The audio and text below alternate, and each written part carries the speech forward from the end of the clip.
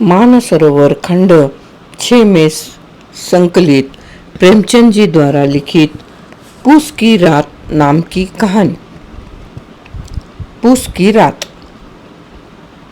हल्कू ने आकर स्त्री से कहा, सहना आया है, लाओ, जो रुपए रखे हैं उसे दे दूं, किसी तरह गला तो छूटे।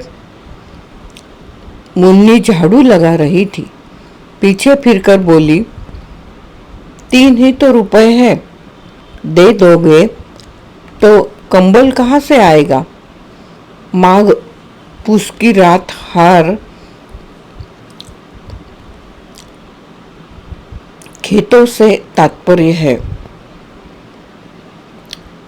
माघ पूस की रात हार में कैसे कटेगी, उससे कह दो फसल पर रुपए दे देंगे, अभी नहीं। हल्कू एक क्षण अनिश्चित दशा में खड़ा रहा। पूस सिर पर आ गया। कंबल के बिना हार में रात को वह किसी तरह नहीं जा सकता, मगर सोहना मानेगा नहीं। गुड़कियां जमाएगा, गालियां देगा, बला से जाड़ों मरेंगे, बला सिर से टल जाएगी। यह सोचता हुआ वह अपना भारी भरकम डील लिए हुए, जो उसके नाम को झूठ सिद्ध करता था, भारी भरकम डील लिए हुए स्त्री के समीप आ गया और खुशामद करके बोला, ला, दे दे, गला तो छूटे, कंबल के लिए कोई दूसरा उपाय सोचूंगा। मुन्नी उसके पास से दूर हट गई और आंखें तरेरती हुई बोली, कर चुके दूसरा उपाय, जरा सुनो, कौन उपाय करोगे। कोई खैरात दे देगा कंबल, न जाने कितनी बाकी है जो किसी तरह चुकने में नहीं आती। मैं कहती हूँ, तुम क्यों नहीं खेती छोड़ देते, मर मर काम करो, उपज हो तो बाकी दे दो। चलो, छुट्टी हुई, बाकी चुकाने के लिए ही तो हमारा जन्म हुआ है, पेट के लिए मजूरी करो। ऐसी खेती में बा जाए, मैं रुपए न दूंगी। हल्कू उदास होकर बोला, तो क्या गाली खाऊं। मुन्नी ने तड़प कर कहा, गाली क्यों देगा, क्या उसका राज है। मगर यह कहने के साथ उसकी तनी हुई भौहें ढीली पड़ गई। हल्कू के उस वाक्य में जो कठोर सत्य था, वह मानो एक भीषण जंतु की भांति घूर रहा था। उसने जाकर आले पर से रुपए निकाले और लाकर हल्कू के हाथ पर रख दिए। फिर बोली, तुम छोड़ दो अब से खेती, मजूरी में सुख से एक रोटी खाने को तो मिलेगी, किसी की दोस्त तो न रहेगी। अच्छी खेती है, मजूरी करके लाओ, वह उसी में झोंक दो, उस पर से दोस्त। हल्कू ने रुपए लिए और इस तरह बाहर चला मानो अपना हृदय निकाल कर देने जा रहा हो। उसने मजूरी से एक एक पैसा काट काट कर 3 रुपए कंबल के लिए जमा किए थे। वह आज निकले जा रहे थे। एक एक पग के साथ उसका मस्तक अपनी दीनता के भार से दबा जा रहा था। पूस की अंधेरी रात। आकाश पर तारे ठिठुरते हुए मालूम होते थे। हल्कू अपने खेत के किनारे ईख के पत्तों की एक छतरी के नीचे बांस के खटोले पर अपनी पुरानी गाढ़े की चादर ओढ़े कांप रहा था। खाट के नीचे उसका संगी कुत्ता झबरा पेट में मुंह डाले सर्दी से कू कू कर रहा था। 2 में से एक को भी नींद न आती थी।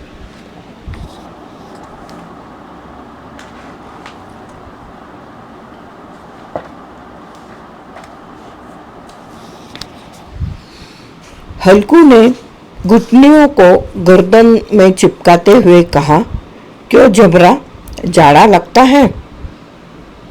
कहता तो था घर में पुआल पर लेट रहो, तो यहाँ क्या लेने आए थे? अब खाओ ठंड, मैं क्या करूं? जानते थे मैं यहाँ हलवा पूरी खाने आ रहा हूँ, दौड़े दौड़े आगे आगे चले आए, अब रो नानी के नाम को।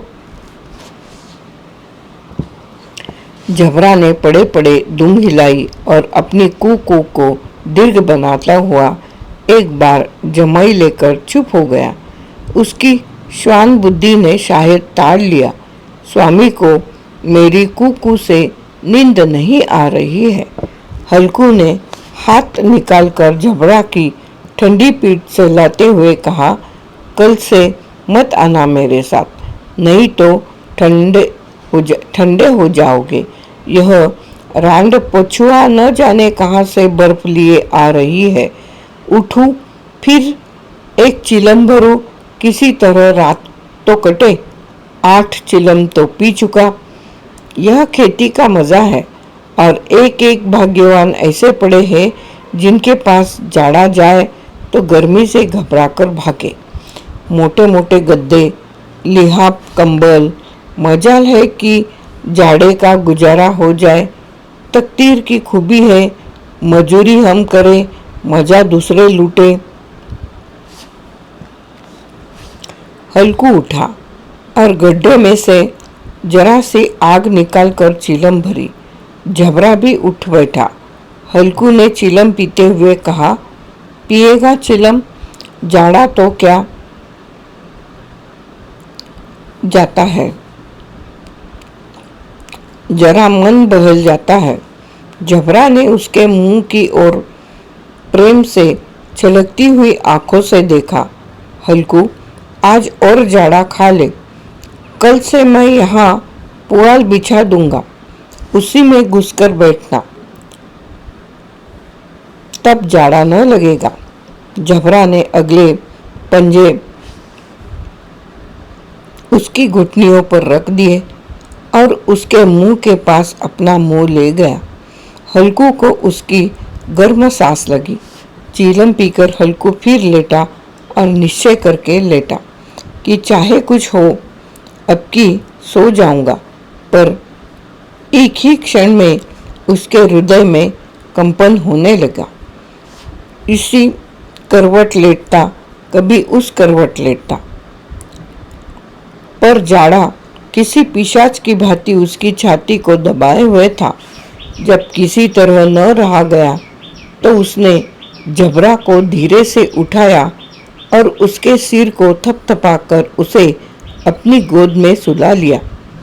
कुत्ते की देह से जाने कैसी दुर्गंध आ रही थी, पर वह उसे अपनी गोद से चिपटाए हुए ऐसे सुख का अनुभव कर रहा था जो उधर महीनों से उसे न मिला था।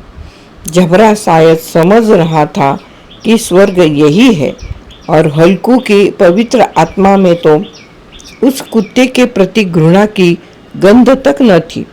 अपने किसी अभिन्न मित्र या भाई को भी वह इतनी ही तत्परता से गले लगाता। वह अपनी दीनता से आहत न था जिससे आज उसे इस दशा को पहुंचा दिया। नहीं, इस अनोखी मैत्री ने जैसे उसकी आत्मा के सब द्वार खोल दिए थे और उसका एक एक अणु प्रकाश से चमक रहा था। सहसा जबरा ने किसी जानवर की आहट पाई। इस विशेष आत्मीयता ने उसमें एक नई स्फूर्ति पैदा कर दी थी, जो हवा के ठंडे झोंकों को तुच्छ समझती थी। वह झपट कर उठा और छतरी के बाहर आकर भौंकने लगा। हल्कू ने उसे कई बार चुमकार कर बुलाया, पर वह उसके पास न आया। हार के चारों तरफ दौड़ दौड़ कर भौंकता रहा। एक क्षण के लिए आ भी जाता तो तुरंत ही फिर दौड़ता। कर्तव्य उसके हृदय में अरमान की भांति उछल रहा था। 1 घंटा और गुजर गया। रात ने शीत को हवा से धधकाना शुरू किया। हल्कू उठ बैठा और दोनों घुटने को छाती से मिलाकर सिर को उसमें छिपा लिया। फिर भी ठंड कम न हुई। ऐसा जान पड़ता था सारा रक्त जम गया है, धमनियों में रक्त की जगह हिम बह रहा है। उसने झुककर आकाश की ओर देखा। अभी कितनी रात बाकी है। सप्तर्षि अभी आकाश में आधे भी नहीं चढ़े, ऊपर आ जाएंगे, तब कहीं सवेरा होगा। अभी पहर भर से ऊपर रात है। हल्कू के खेत से कोई एक गोली के टप्पे पर आमों का बाग था। पतझड़ शुरू हो गई थी। बाग में पत्तियों का ढेर लगा हुआ था। हल्कू ने सोचा, चलकर पत्तियां बटोरूं और उन्हें जलाकर खूब तापूं। रात को कोई मुझे पत्तियां बटोरते देखे तो समझे कोई भूत है। कौन जाने जानवर ही छिपा बैठा हो, मगर अब तो बैठे नहीं रहा जाता। उसने पास के अरहर के खेत में जाकर कई पौधे उखाड़ लाए और उनका एक झाड़ू बनाकर हाथ में सुलगता हुआ उपला लिए बगीचे की तरफ चला। जबरा ने उसे आते देखा तो पास आया और दुम हिलाने लगा। हल्कू ने कहा, अब तो नहीं रहा जाता जबरू, चलो बगीचे में पत्तियां बटोर कर तापे। टाठे हो जाएंगे तो फिर आकर सोएंगे। अभी तो रात बहुत है। जबरा ने कू कू करके सहमति प्रकट की और आगे आगे बगीचे की ओर चला। बगीचे में खूब अंधेरा छाया हुआ था और अंधकार में निर्दय पवन की पत्तियों को कुचलता हुआ चला जाता था। वृक्ष से ओस की बूंदें टप टप नीचे टपक रही थी। एकाएक एक झोंका मेहंदी के फूलों की खुशबू लिए हुए आया। हल्कू ने कहा, कैसी अच्छी महक आई जबरू, तुम्हारी नाक में भी सुगंध आ रही है। जबरा को कहीं जमीन पर एक अड्डी पड़ी मिल गई थी, उसे छिछोड़ रहा था।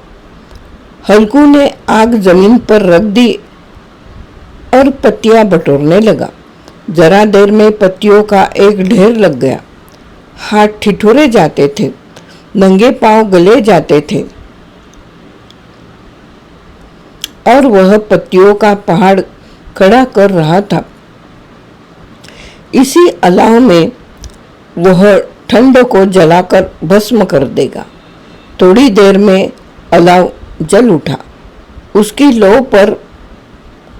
लो ऊपर वाले वृक्ष की पत्तियों को छू छू कर भागने लगी। उस अस्थिर प्रकाश में बगीचे के विशाल वृक्ष ऐसे मालूम होते थे मानो उस अथाह अंधकार को अपने सिरों पर संभाले हुए हो। अंधकार के उस अनंत सागर में यह प्रकाश एक नौका के समान हिलता मचलता हुआ जान पड़ता था। हल्कू अलाव के सामने बैठा आग ताप रहा था। एक क्षण में उसने दोहर उतार कर बगल में दबा ली और दोनों पांव फैला दिए, मानो ठंड को ललकार रहा हो। तेरे जी में जो आए सो कर। ठंड की असीम शक्ति पर विजय पाकर वह विजय गर्व को हृदय में छिपा न सकता था। उसने जबरा से कहा, क्यों जब्बर, अब ठंड नहीं लग रही है? जब्बर ने कू कू करके मानो कहा, अब क्या ठंड लगती ही रहेगी? पहले से यह उपाय न सूझा? नहीं, इतनी ठंड क्यों खाते? जबरा ने पूछ हिलाई। अच्छा, जाओ, इस अलाव को कूद कर पार करें, देखे कौन निकल आता है। अगर जल गए बचा तो मैं दावा न करूंगा। जबरा ने उस अग्नि राशि की ओर कातर नेत्रों से देखा। मुन्नी से कल न कह देना, नहीं तो लड़ाई करेगी। यह कहता हुआ वह उछला और अलाव के ऊपर से साफ निकल गया। पैरों में जरा लपट लगी, पर वह कोई बात न थी। जबरा आग के गिर्द घूमकर उसके पास आ खड़ा हुआ। हल्कू ने कहा, चलो चलो, इसकी सही नहीं, ऊपर से कूदकर आओ। वह फिर कूदा और अलाव के इस पार आ गया।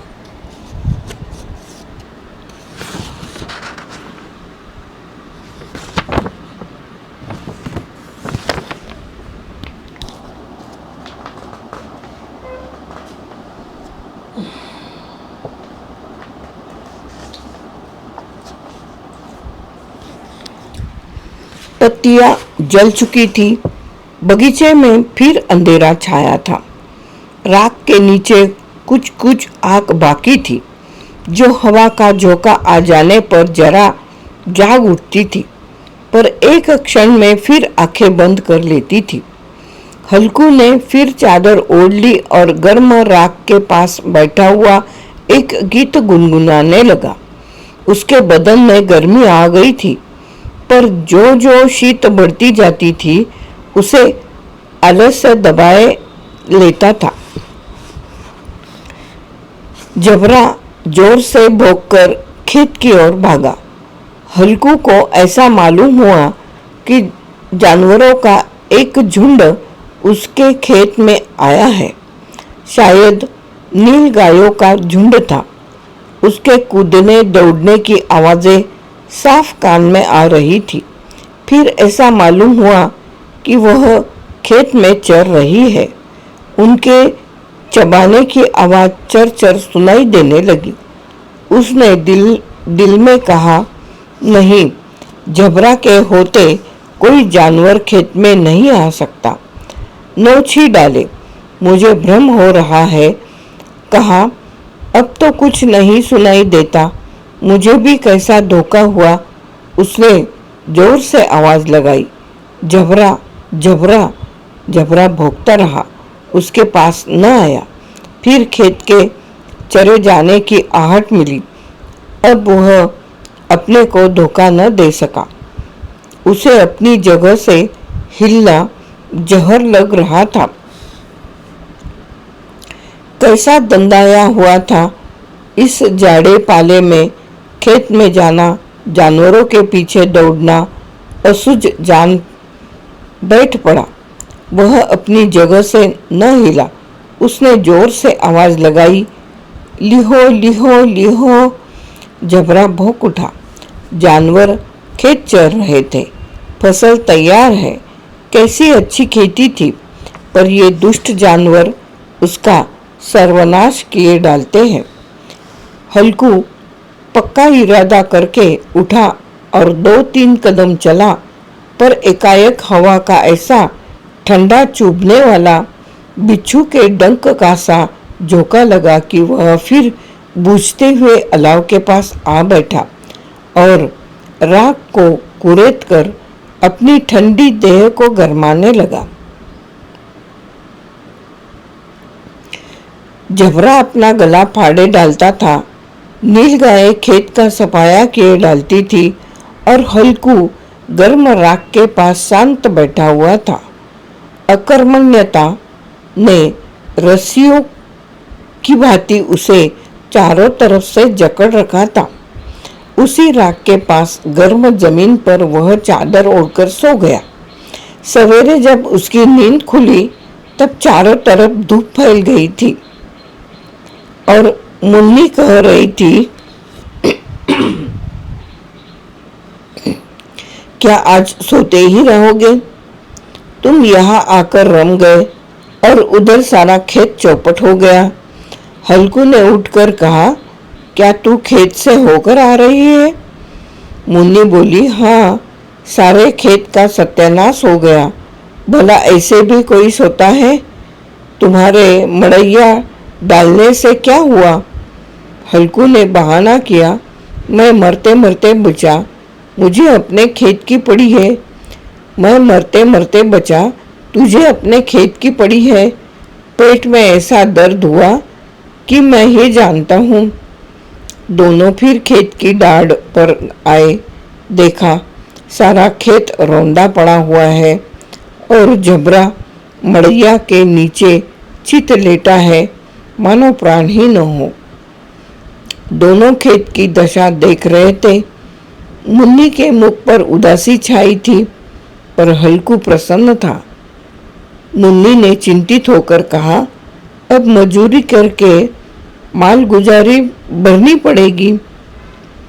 हल्कू ने प्रसन्न मुख से कहा, रात की ठंड में यहाँ सोना तो न पड़ेगा।